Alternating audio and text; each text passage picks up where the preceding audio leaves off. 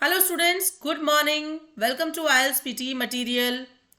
Students, अभी तक हमने कुछ ऐसे टाइप्स कवर किए हैं और अब हम राइटिंग टास्क 2 में सबसे इंपॉर्टेंट ऐसे टाइप जो है वो करने वाले हैं, डिस्कस व्यूज ऐसे। डिस्कस व्यूज बहुत इंपॉर्टेंट है स्टूडेंट्स। और सेकंड है problem solution, that is also equally important. तो चलिए हम आगे बढ़ते हैं, लेकिन उससे पहले चैनल को लाइक कीजिए, सब्सक्राइब कीजिए और बेल आइकन दबाइए सो दैट मेरे अपकमिंग वीडियोस की नोटिफिकेशन आपके पास आते रहें। तो चलिए स्टूडेंट, सबसे पहले हम डिस्कस करेंगे डिस्कस व्यूज ऐसे। तो स्टूडेंट्स, यहाँ पर जनरली क्या होता है, एक टॉपिक आपको मिलता है और उस टॉपिक की दो साइड्स आपको दी जाती हैं। एक साइड, एक ओपिनियन, एक व्यू और दूसरा व्यू। यहाँ पर क्लियरली आपको क्वेश्चन में गिवन आएगा कि डिस्कस व्यूज और discuss both sides, discuss both parts, इस तरह का क्वेश्चन आएगा। वो क्लियरली आपको ये वर्ड गिवन होगा, तो आपको समझ में आ जाएगा कि आपको ये करना क्या है। डिस्कस व्यूज ऐसे है, ठीक है। और उसके बाद लास्ट में, इस ऐसे की लास्ट में लिखा होता है एंड गिव योर ओपिनियन। तो पहले तो आपको दोनों साइड डिस्कस करनी है क्लियरली, उसके बाद आपको साफ अपना ओपिनियन देना है वन सेंटेंस में। ओपिनियन आपको देना ही है स्टूडेंट्स। सबसे इंपॉर्टेंट आईएलटीएस में क्या होता है, रीड इंस्ट्रक्शंस प्रॉपरली। अगर आपने इंस्ट्रक्शंस को प्रॉपरली नहीं पढ़ा, अगर आपने इंस्ट्रक्शंस के अकॉर्डिंगली आंसर नहीं दिया, तो आपका आंसर कितना भी करेक्ट हो, यू विल लूज बैंड्स। तो डोंट डू दैट। दोनों पार्ट को डिस्कस करिए और अपना ओपिनियन दीजिए। तो चलिए सबसे पहले देखते हैं, यहाँ पर जो भी पॉइंट आएगा माइंड मैप में हम उसको लिख लेंगे। उसके दोनों व्यूज हम यहाँ पे लिख लेंगे। पहला व्यू हमने यहाँ लिख दिया, दूसरा व्यू हमने यहाँ लिख दिया। अब हम यहाँ पर क्या लिखेंगे, जो दो व्यूज है उसमें हमारा जो ओपिनियन है, हमारे हिसाब से ये ऐसा हो सकता है, तो हमारा पॉइंट हम यहाँ लिखेंगे। यहाँ पर फर्स्ट पॉइंट लिखेंगे, यहाँ पर सेकेंड पॉइंट लिखेंगे, ठीक है। और दोनों का हम एक एक एग्जाम्पल देंगे। हम चाहें तो यहाँ पर अपना ओपिनियन भी माइंड मैप में लिख सकते हैं कि हमारे हिसाब से ये ज्यादा करेक्ट है। Got it. तो स्टार्ट करने से पहले हम माइंड मैप बनाएंगे एज डिस्कस, उसके बाद हम फॉर्मेट पे जाएंगे। तो ये फॉर्मेट है स्टूडेंट्स। सबसे पहले आएगा इंट्रोडक्शन पैराग्राफ। तो हमेशा की तरह सबसे पहले इंट्रोडक्शन पैराग्राफ में हम क्या करेंगे, जनरल स्टेटमेंट बनाएंगे। जनरल स्टेटमेंट किस पे बनेगा, कीवर्ड पे, ठीक है।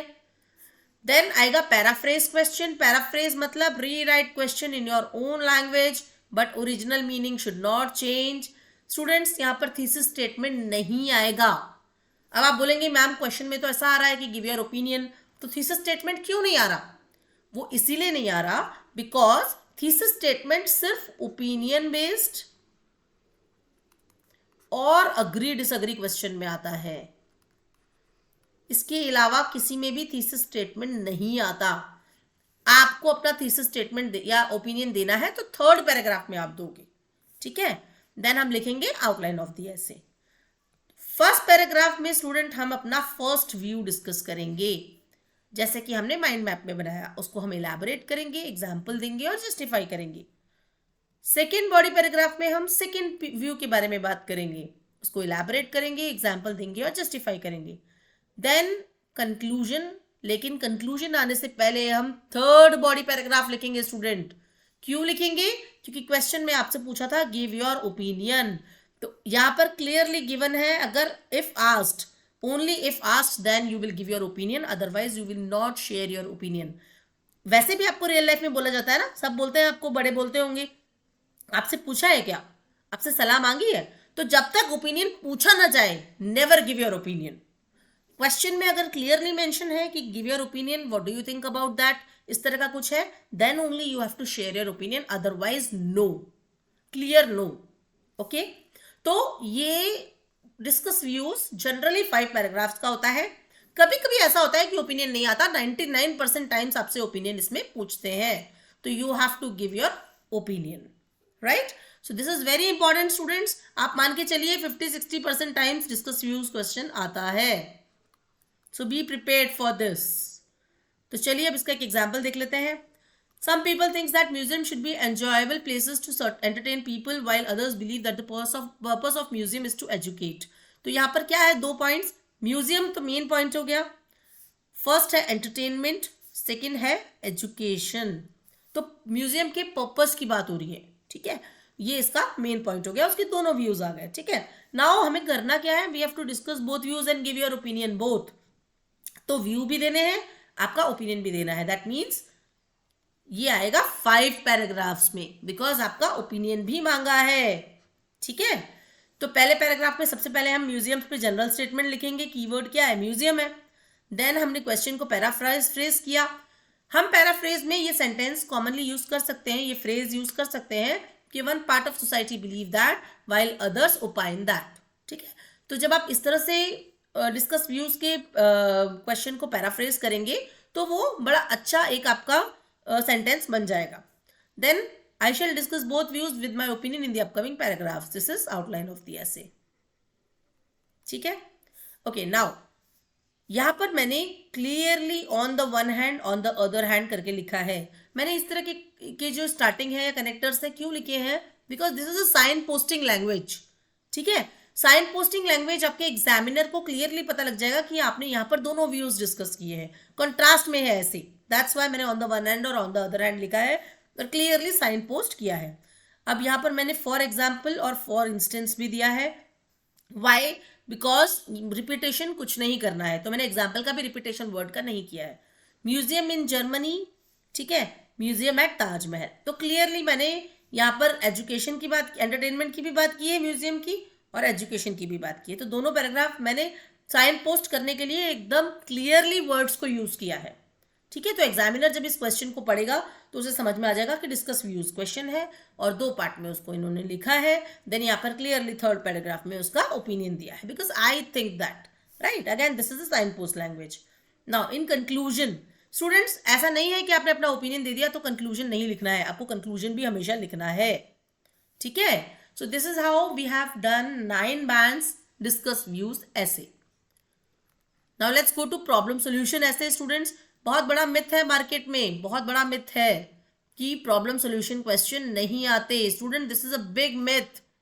प्रॉब्लम सोल्यूशन क्वेश्चन आते हैं, ऐसा नहीं है कि वो नहीं आते हैं। You have to be prepared for this, right. Okay, now इसका माइंड मैप हम कैसे बनाएंगे? सबसे पहले हमने पॉइंट लिख दिया जिसकी प्रॉब्लम है। Problem 1, problem 2, solution 1, solution 2। Now students, यहां पर मैं सबको ये सजेशन देती हूँ अपनी तरफ से कि आप एक ही प्रॉब्लम को लेके चलो। Don't even think about second problem, क्योंकि आपके पास जो नंबर ऑफ वर्ड्स है वो 250 से 280 ही है, इससे ज्यादा नहीं है। अगर आप एक प्रॉब्लम को भी डिस्कस करोगे ना तो ये वर्ड्स पूरे हो जाएंगे आपके। ठीक है, आप नंबर ऑफ वर्ड्स भी क्रॉस नहीं कर सकते, you tend to lose 1 band। ठीक है, तो चलिए देखते हैं। Introduction paragraph, again same, general statement, paraphrase question, outline of the essay. Now first body paragraph is very important student. यहां पर हम प्रॉब्लम्स डिस्कस करेंगे। फर्स्ट बॉडी पैराग्राफ में हमेशा हम सिर्फ प्रॉब्लम्स ही डिस्कस करेंगे। ठीक है, नाउ प्रॉब्लम 1 और 2 लिखा है मैंने, लेकिन I will not suggest you to write second problem. अगर एक ही प्रॉब्लम को आप इलेबोरेट करेंगे, एग्जाम्पल देंगे, जस्टिफाई करेंगे, तो आपका कोहेरेंस पार्ट बहुत अच्छे से विजिबल होगा। मतलब आपने आइडियाज को लॉजिकली अरेंज किया, वो क्लियरली स्टूडेंट, एग्जामिनर को या किसी को भी पढ़ने वाले को समझ में आएगा कि आपने एक ही प्रॉब्लम की बात की है, उसी को इलेबोरेट किया, एग्जांपल दिया, जस्टिफाई किया। ठीक है, देन सेकंड पार्ट, यहां पर आप 1, 2, 3 सॉल्यूशन लिख सकते हो, क्योंकि एक ही प्रॉब्लम के सॉल्यूशन तो बहुत सारे हो सकते हैं। Getting my point? Now first body paragraph में सिर्फ प्रॉब्लम्स, सेकंड बॉडी पैराग्राफ में सिर्फ सॉल्यूशंस। ठीक है, so this is how it will finish.